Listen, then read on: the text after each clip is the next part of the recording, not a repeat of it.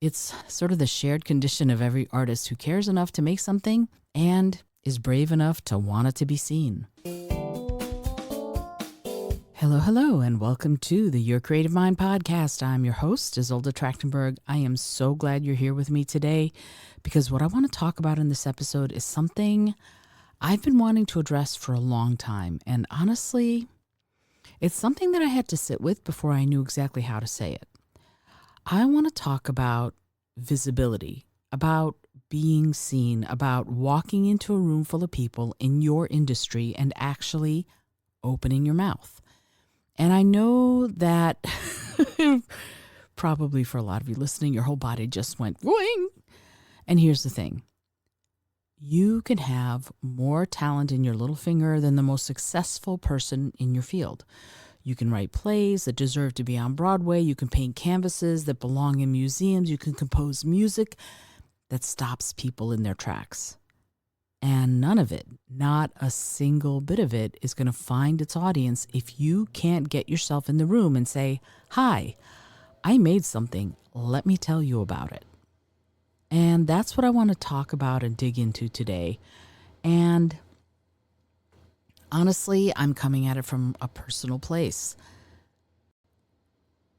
If you've been listening for a while, you know that I have been teaching marine biology at an arts high school. And yep, I know how it sounds, marine biology at an arts high school. But here's the thing about teaching at a school for young artists. Those kids taught me more about creative fear than any book ever could. These are students who are incredibly passionate. They're perceptive. They see the world in color and texture and metaphor.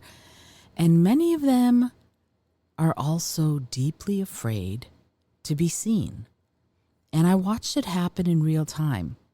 I gave them an assignment. The last assignment of the year was to do some advocacy on the part of either the ocean, like climate change or ocean pollution, or one of the marine animals that they studied while I was their teacher. But anyway, I wanted them to create a short podcast episode or some other form of ocean advocacy. It's a science class, yeah, but ocean advocacy is storytelling. It's communication. It's making people care about something bigger than themselves. That's an art form. And you know what happened? A lot of them chose to make a poster instead. Now, I want to be clear. There's nothing wrong with a poster. Visual art is valid and powerful and necessary. But some of those students chose the poster specifically because they thought it would let them off the hook.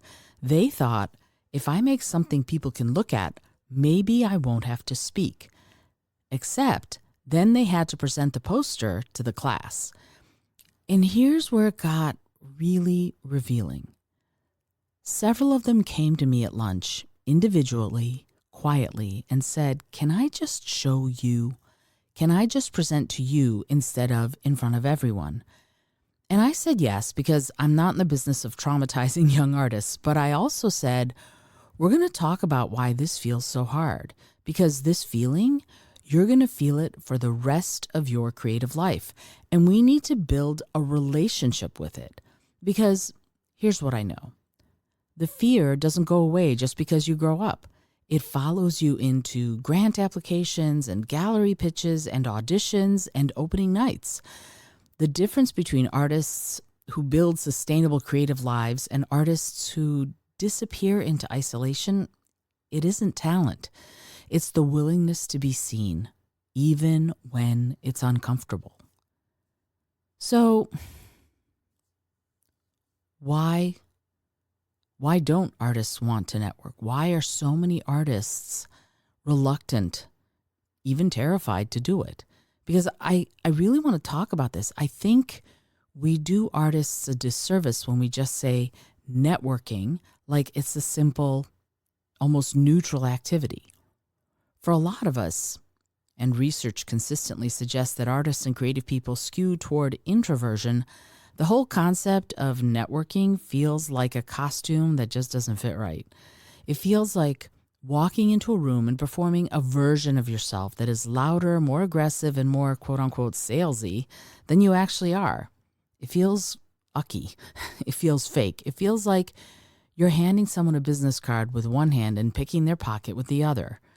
And I want to validate that feeling, not to let anybody off the hook, but because I think it's pointing to something real. A lot of networking advice is gross. It's transactional. It's performative. And artists who are often deeply attuned to authenticity can smell when something is not authentic. They just can. But here's where I'm going to challenge you. The version of networking that feels ucky, that's not the only version. That's not even the best version. The best networking is just telling the truth about who you are to people who might care. That's it. That's all it is.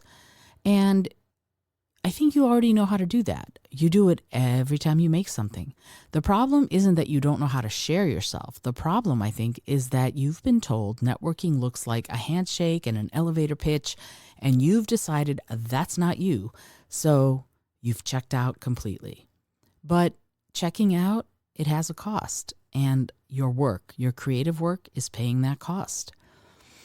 Because I think the stakes here are real. And I want to be honest with you about something, because I think we need to talk about it plainly. If you're a playwright, for example, at some point, you're going to need to pitch your work to a director or a theater company or a grant committee. You're going to sit across from someone who's deciding whether your play gets to exist in the world as a living, breathing production, and you're going to need to tell them clearly and compellingly why your work matters. If you're a visual artist, you're going to need to present your portfolio to a gallery owner who is imagining your work on their walls, asking themselves, does this artist's presence in my space say something I want to say? If you're a director, you're going to need to walk into a room of producers or artistic directors and make them believe not just in your project, but in you, in your vision, in your judgment. If you are any kind of creator seeking funding, you are going to submit grant applications. Yeah, but you may also be called to interview, to speak, to be present in a room and defend the value of your creative life with your actual voice. These aren't sort of hypothetical scenarios. These are the gates you have to walk through. Every single creative has to walk through these gates. And so the students who presented to me at lunch instead of in front of the class, what I worry about is that some of them are going to walk up to that gate someday and freeze. Not because they aren't talented, not because their work doesn't deserve to be there, but because they never practiced being seen. I think we have to practice being seen. We have to get good at being seen. And so here's what I'm going to do. I'm going to give you 5 techniques to build confidence, to start networking, and to get yourself in the room. So I want to talk about what to actually do, because I don't want to leave you with a problem statement. I want to leave you with a practice. You know me. I always give exercises and examples and things that you can do today, right now.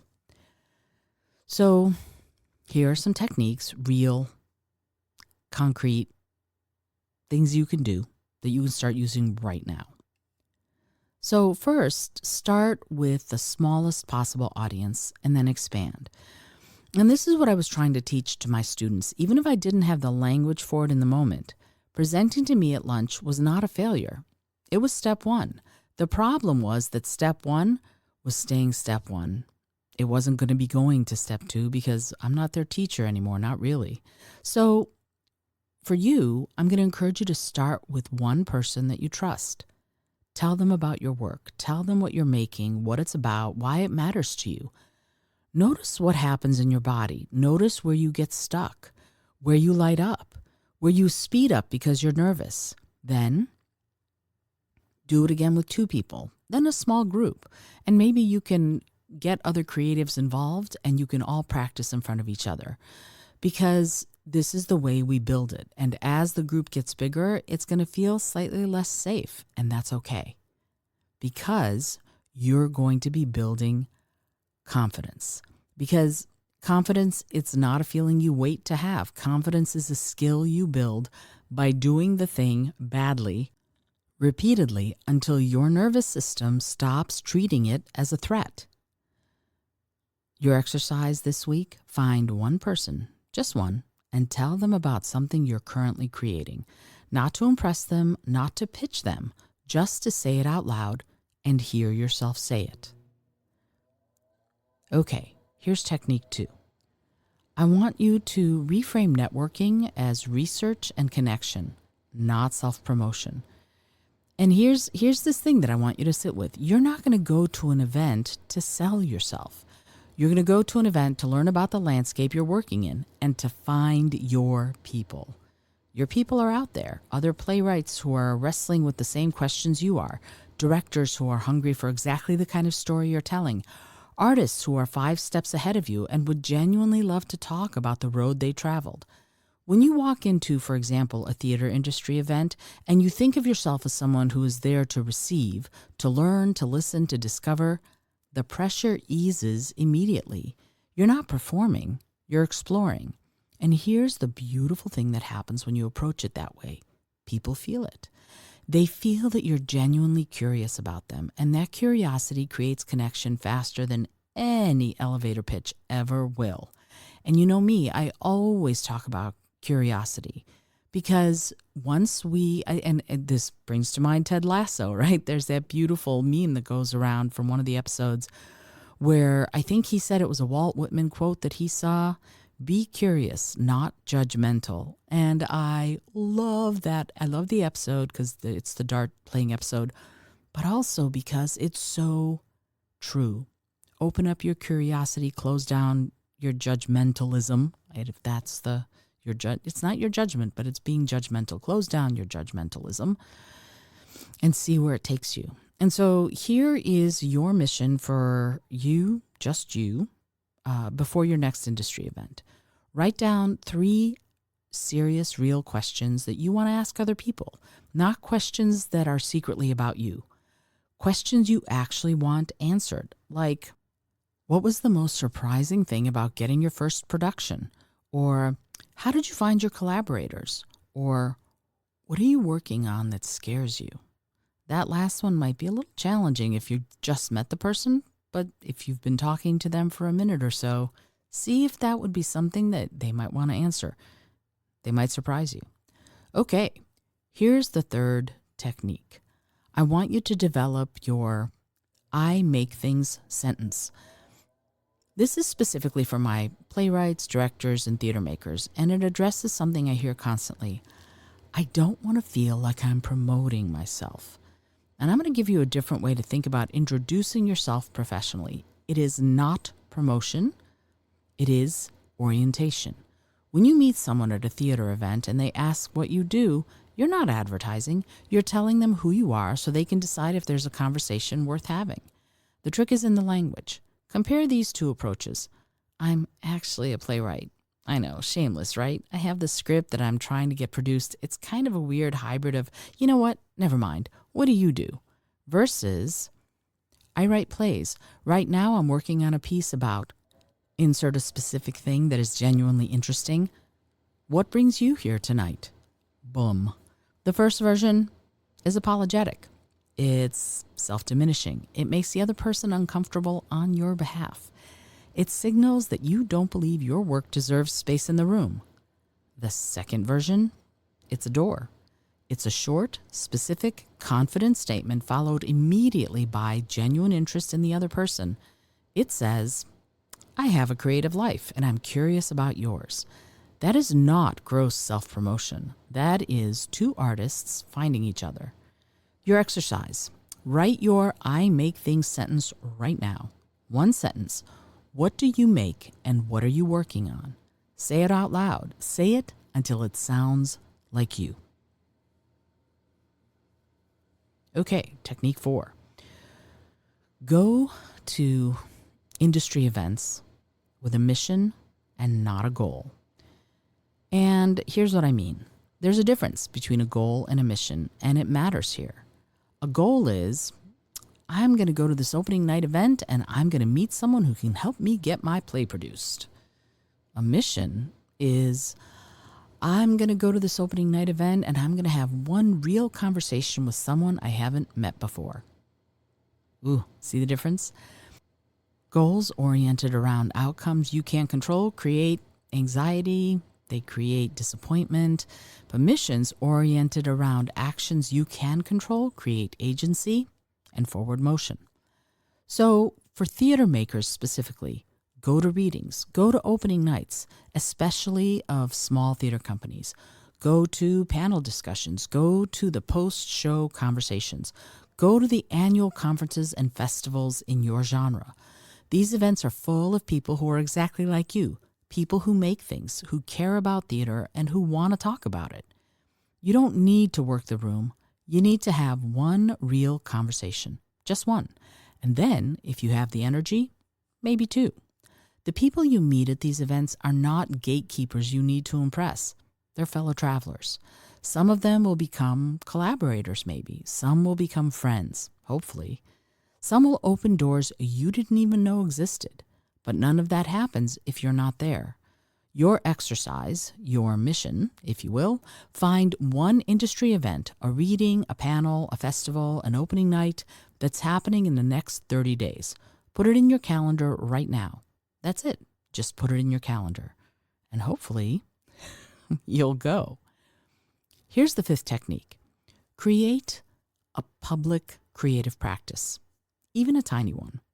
This one, I think, is one that surprises people because it sounds like it has nothing to do with networking. But bear with me.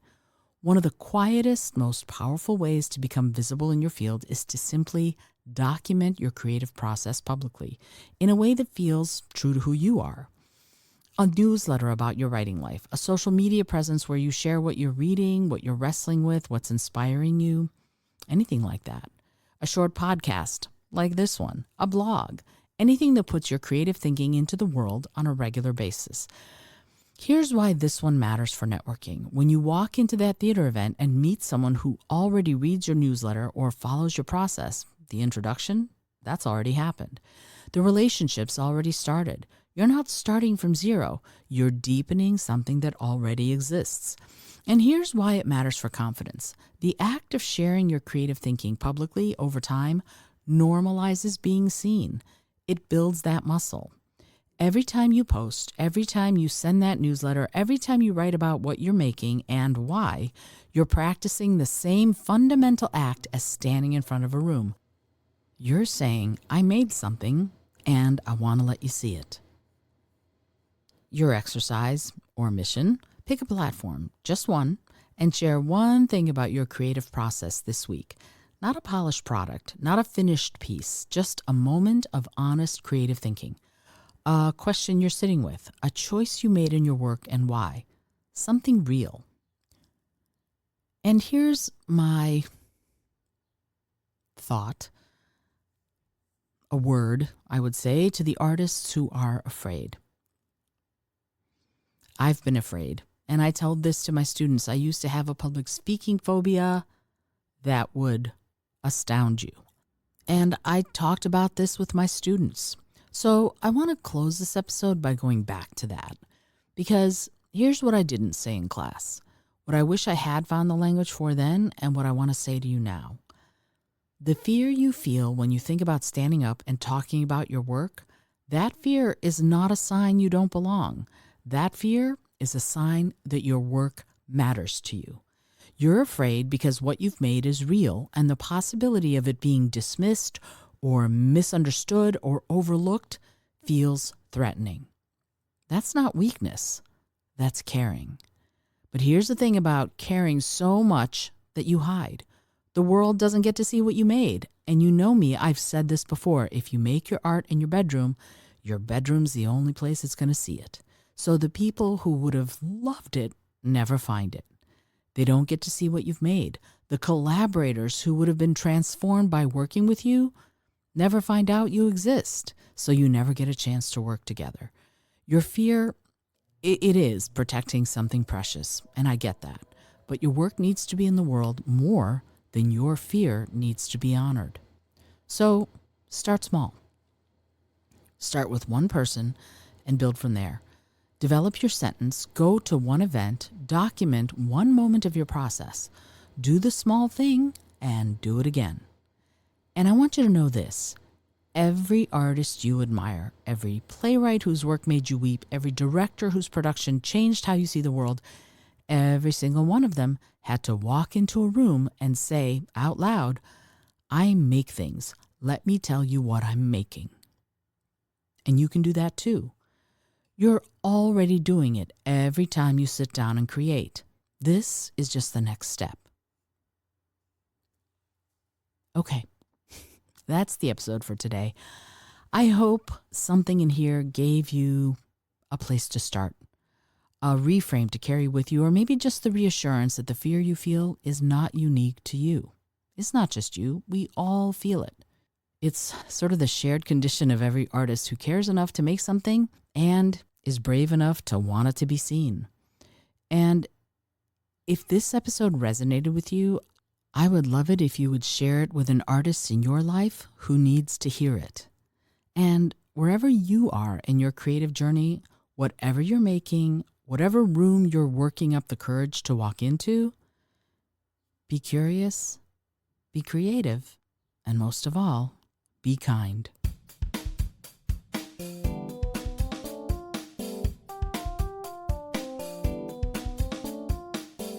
Thanks so much for joining me today. I really appreciate you being here. Please subscribe to the podcast if you're new, and it would mean the world to me if you told a friend about it. Today's episode was produced by Isolde Trachtenberg and is copyright 2025. As always, please remember this is for educational and entertainment purposes only. Past performance does not guarantee future results, although we can always hope.